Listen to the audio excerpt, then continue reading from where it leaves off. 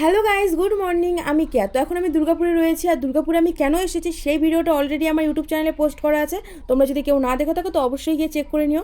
যাই হোক, আমি সকাল সকাল উঠে পড়েছি, আর এখন আমি রয়েছি বড় দিদিদের বাড়ি। কাল রাতে অনেক জোরে জোরে বৃষ্টি পড়েছিল, তাই সকাল সকাল আমি আর বদ্দা একটু ছাদে চলে এলাম। এসে নিয়ে বাইরের ওয়েদারটা দেখছি, এত মিষ্টি ওয়েদার, বাইরে কিচ্ছু বলার নেই। তো যাই হোক, এরপরে আমি বদ্দা আর জামাইবাবু মিলে সকাল সকাল একটু ঘুরতে বেরিয়ে পড়েছিলাম, আর ঘোরার পরে আমাদের সকালের খাবারটা আমরা বাইরেই খেয়েছি। এরপর আমরা আমাদের ঘোরা কমপ্লিট করে ছোট দিদিদের বাড়ি চলে এসেছিলাম, আর এসে নিয়েই আমি প্রাচীর সাথে খেলা শুরু করে দিয়েছি।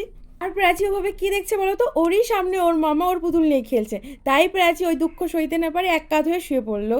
আচ্ছা, তোমরা কি ভাবছো এভাবে ঠিক কে ফোন দেখছে? তাহলে চলো তোমাদের সাথে আলাপ করাই। এটা হচ্ছে অনু। অনুকে ফোন দেখতে দিয়েছিলাম, তাই ও আমাকে একটু আদর করছিল। এরপর আমি অনুকে নিয়ে একটু দোকানে চলে গিয়েছিলাম, আর অনুকে দুটো খাবারের প্যাকেট কিনে দিয়েছি, এতগুলো ভিডিও করেছি ওর, তাই আমাকে ওভাবে দেখছে।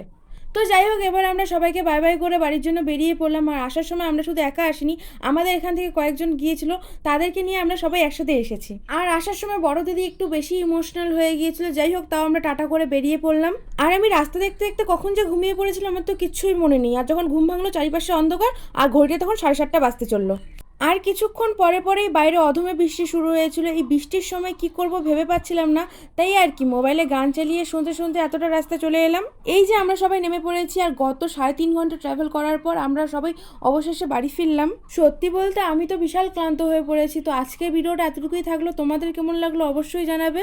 আজকের জন্য রাখি, তো টাটা।